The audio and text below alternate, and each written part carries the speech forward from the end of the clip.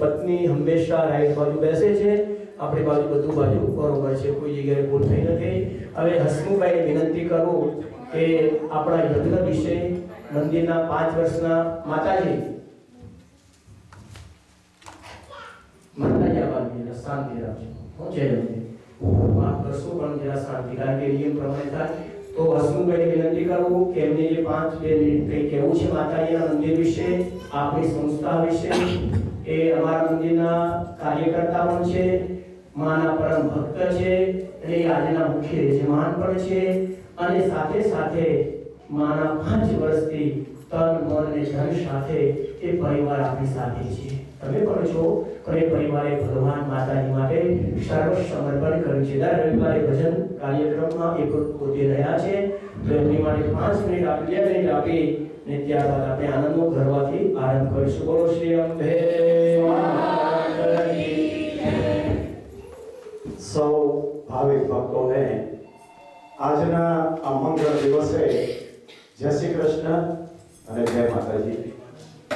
શિવ શક્તિ સેન્ટરના 5મા પાટોત્સવ પ્રસંગે આજના આ પવિત્ર અને મંગળ દિવસે આપ સૌ ભાવિક ભક્તોને શાસ્ત્રી શ્રી દિનેશભાઈ જાની અને જિજ્ઞાબેન જાની, પ્રેસિડેન્ટ ડોક્ટર શૈલેષભાઈ પટેલ, સૌ ટ્રસ્ટી મંડળ, સ્વયંસેવકો તરફથી જય શ્રી કૃષ્ણ અને જય માતાજી.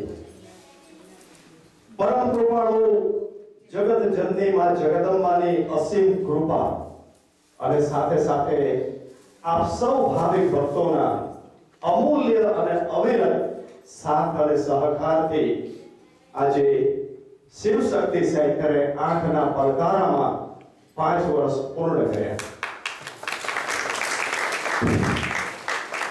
આજના આ 5મા પાટોત્સવ પ્રસંગે અને દર વર્ષે શિવ શક્તિ સેન્ટર કંઈક ને કંઈક વિવિધ રૂપે તમારી આગળ પ્રસ્તુત કરે છે આયોજન. આજના 5મા પાટોત્સવ પ્રસંગે માં બહુચર નું યંત્ર આંગીની પ્રતિષ્ઠા અને નવચંડી મહાયજ્ઞનું ભવ્ય આયોજન કરવામાં આવ્યું છે.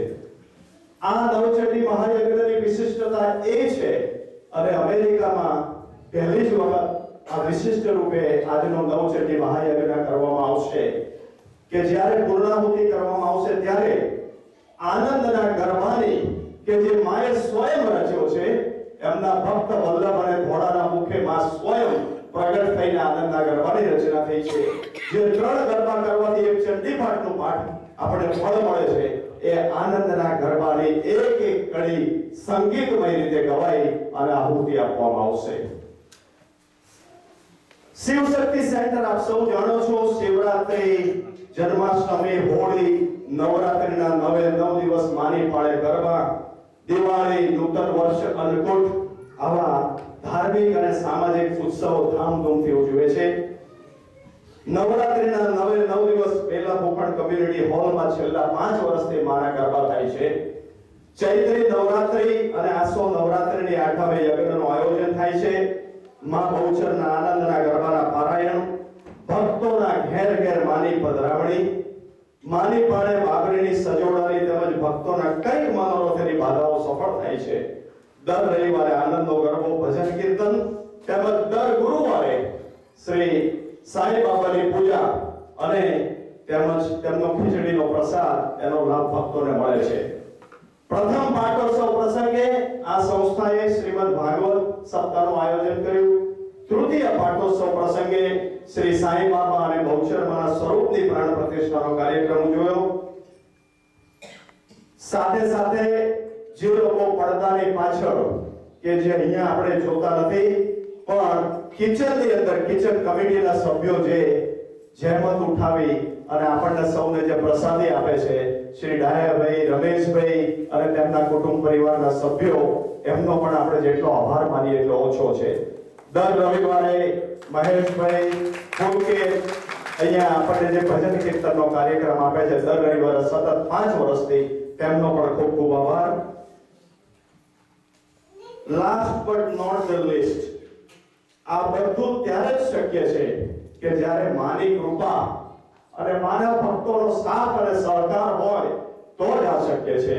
આપ સૌનો સાથ અને સહકાર મળતા રહ્યા છે, મળતા જ રહેશે તેવી માં જગદંબાને ચરણોમાં પ્રાર્થના. આપ સૌ ભાવિક ભક્તો અને પરિવારને માં જગદંબા સુખ, શાંતિ, તંદુરસ્તી, ભક્તિ અને લાંબુ આયુષ્ય આપે તેવી મારા ચરણોમાં અમારા સૌના વતીથી પ્રાર્થના. બોલો શ્રી મહા